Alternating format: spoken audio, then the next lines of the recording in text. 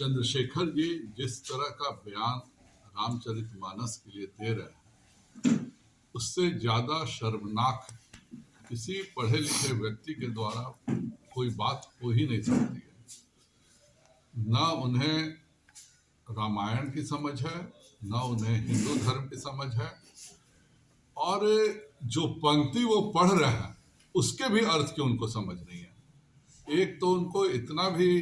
दिमाग नहीं है कि रामायण के रचयिता महर्षि वाल्मीकि थे, और महर्षि वाल्मीकि किस समाज के थे मुझे बताने की आवश्यकता नहीं है। और जब सीता माँ को वनवास हुआ तो वो महर्षि वाल्मीकि के ही आश्रम में रही, और लव कुश के गुरु महर्षि वाल्मीकि थे, और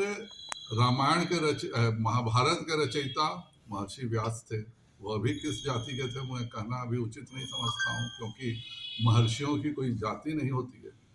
लेकिन जिस प्रकार का बयान दिया और जिस प्रसंग को उन्होंने कहा कि चंद्रशेखर जी को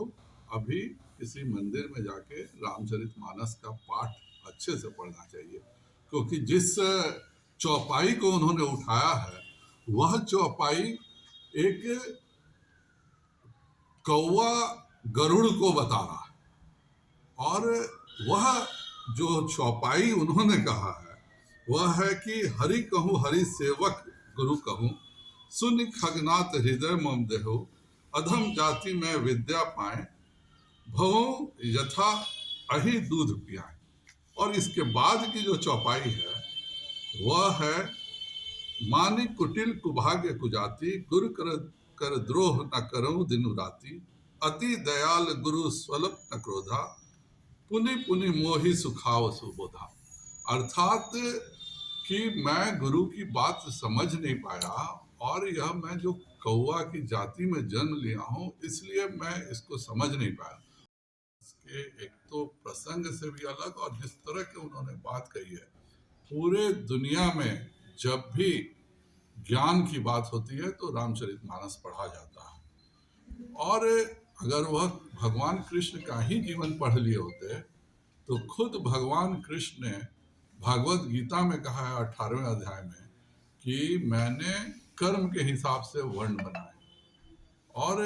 कर्म और बुद्धि के हिसाब से वर्ण बना है। तो भगवत गीता के ऊपर दुनिया का कोई ग्रंथ हिंदू समाज में नहीं रखता, और अगर वह वेद भी पढ़े होते तो वेद की रचना में सभी जातियों का और महिलाओं तक का योगदान है। चंद्रशेखर जी को अपनी गलती की माफी मांगकर इस बात को समाप्त करना चाहिए। हिंदू बहुत सहिष्णु होते हैं और उन्हें निश्चित तौर पर सब माफ